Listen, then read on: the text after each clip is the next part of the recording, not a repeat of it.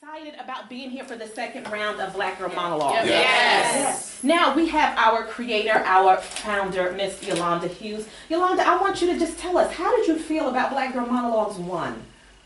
Before or after? Before. Before, well, we didn't know what we were going to be getting into. I just knew I had a vision. I knew it was a God-given vision. As much as people question it, I had a vision. It was very clear to me what was it supposed to be, but executing it was probably going to be the scariest thing ever. And so I recruited people that I knew was like-minded like myself. And so I called Keisha and said to her, would you mind? And she was like, yeah, I'll help you with your school play in the school auditorium. And I tried to warn her. Transformation, how you started in the beginning of the process and how you found yourself midway through and how you ended up in the process. Initially, of course, I was very reluctant. Over the years, I've definitely built up a pretty high wall as far as guarding exactly who I am or who I thought I was, I'll say. During that time frame of rehearsals and getting up to that very particular point, I must admit I was still quite apprehensive about the whole process. Everyone knows I still tried to back out up until the very day of. And then actually, once I got on stage and I got it all out, she's absolutely correct. There was definitely a very different shift and change as far as my life was concerned. I felt lighter, I felt free. I felt like there was nothing anyone could hold over me because I gave it all already. Executive producer, Miss Keisha Hudson. Keisha, what was your role in Black Girl Monologues? So I was the executive producer and I worked with the cast point A to point Z. We worked through the whole process in identifying what their monologue was actually going to be about and how they were going to transition their monologue from the beginning to the end. Okay. Now, how was the process comfortable for you? No, not at all. No, why not? Because let me ask you, because these are the people that were on the stage delivering a monologue, and you were very much behind the scenes. So do you think you grew as well with them? Tremendously. How? So I've always been a very closed and private type of person. I've lived in New Jersey for probably about 19 years, and I think I met more people working on this production than I did in 19 years. And being able to open up and let these people into my life and into my personal space was difficult for me, and probably still is a little bit.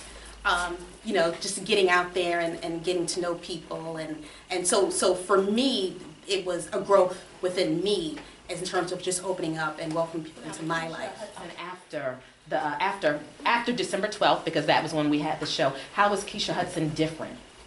How am I different? Yes. I'm more open, willing. I always, I joke and I laugh. I have a commitment issue. I don't like to commit to too many things for too long of a period. And so when Yolanda asked me to participate in the play, I was like, oh yeah, okay, all right. I hope you do your little thing. But had I have known that it was going to be this at the beginning, I probably wouldn't have signed on for it. So I have. I'm being honest. I like the honesty. Okay, and I'm being honest. I like that, and I like what you said. This experience. Taisha, I'm going to go to our stage manager in the back. Y'all don't be shy. This is family. It's all love. What does this, and I'm coming to each and every one of you, what does this mean for you? Before the production and now after, you survived it. You survived it. What does this mean? Yolanda asked me to be a part of it. I had no idea it would be this. I just thought it was like a little play that, I really didn't know what I signed in for. So, but I think the day of the show, I freaked out more than the performance did. Backstage, you're freaking out more than the performance. Yeah. Okay, really? Now, because you were the stage manager, and you got to work with everybody, who did you see a lot of growth in during this production, from beginning to end? The girls. The girls. When I say the girls, I mean Taylor. Taylor, raise your hand for us. Identify yourself. Mary and Rebecca. Hi, ladies. How you doing? Fine. So now, what did you, because you worked with them, what did you see in the beginning, and how did they transform? Right. So from the very first time that I saw them, they were timid and but as we progressed, they just you saw the change. You saw the change from a little girl to teenagers to becoming a woman, not a woman, but an adult. Okay. Yeah, so to see them on stage they were phenomenal. Mary and Rebecca, I have to go to you now because you were like we have Mary, Rebecca, Natalia, and Taylor, and these are our I don't want to say babies, but these are our babies of the cast. These are, our daughters. And because you guys came into a cast with grown women.